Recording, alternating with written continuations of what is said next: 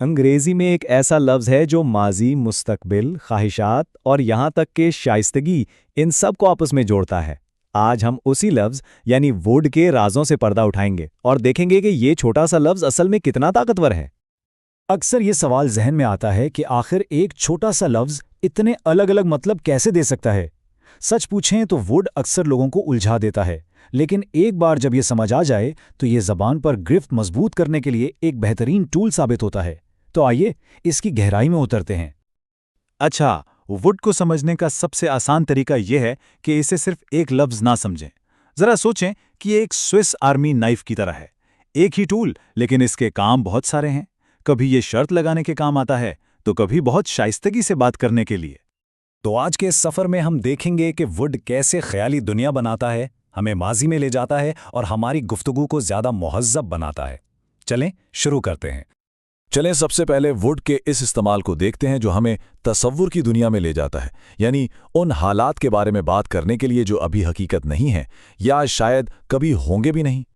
یہ ان کلاسک اگر تو والے جملوں کے لیے استعمال ہوتا ہے جہاں ہم ایک فرضی صورتحال اور پھر اس کے نتیجے کا تصور کرتے ہیں، جیسے کہ اگر ایسا ہوتا تو ویسا ہو جاتا ہے۔ اس مثال میں دیکھیں، میں ضرور آتا والی بات پوری طرح سے اگر میرے پاس وقت ہوتا کی شرط پر منحصر ہے، مطلب یہ ایک ایسی حقیقت ہے جو صرف تصور میں ہے۔ ووڈ صرف شرطوں تک ہی محدود نہیں ہے، یہ ہماری خواہشات کے اظہار کے لیے بھی استعمال ہوتا ہے، خاص طور پر جب ہم چاہتے ہیں کہ حالات ویسے نہ ہوں جیسے وہ ابھی ہیں۔ یہ جملہ صرف ایک عام خواہش نہیں بتا رہا، بلکہ اس میں ایک حسرت بھی ہے، کسی ایسی چیز کی شدید تمنا جو فی الحال کسی کے پاس موجود نہیں ہے۔ اچھا، اب آتے ہیں ووڈ کے ایک اور دلچسپ کردار پر۔ یہ تب استعمال ہوتا ہے جب ہم موجودہ حالاتوں کو دیکھ کر کسی ممکنہ نتیجے کے بارے میں ایک منطقی اندازہ لگاتے ہیں۔ یہاں دیکھیں، شدید بارش کو دیکھتے ہوئے ٹرین کا لیٹ ہونا ایک بہت منطقی مفروضہ ہے۔ یہ کوئی جذباتی خواہش نہیں بلکہ حالات کی بنیاد پر کیا گیا ایک اندازہ ہے۔ تو اب خیالی دنیا سے نکل کر دیکھتے ہیں کہ ووڈ ہمیں وقت میں پیچھے کیسے لے جاتا ہے اور ماضی کی تصویر کشی میں کیسے مدد کرتا ہے۔ یہ ووڈ کا وہ استعمال ہے جو ہمیں ماضی کی یادوں میں لے جاتا ہے، ان عادتوں کو بیان کرنے کے لیے جو ماضی میں بار بار ہوتی تھیں لیکن اب نہیں ہوتی۔ یہاں ووڈ پلے کا استعمال یہ بتاتا ہے کہ یہ کوئی ایک دن کا واقعہ نہیں تھا، بلکہ یہ ایک معمول تھا، ایک ایسی عادت جو بچپن کا حصہ تھی۔ اچھا، یہ والا استعمال تھوڑا سا ٹرکی ہو سکتا ہے۔ اسے اکثر ماضی کا مستقبل بھی کہتے ہیں، یعنی جب ہم ماضی میں کھڑے ہو کر کسی کے کہے ہوئے مستقبل کے بارے میں بات کرتے ہیں۔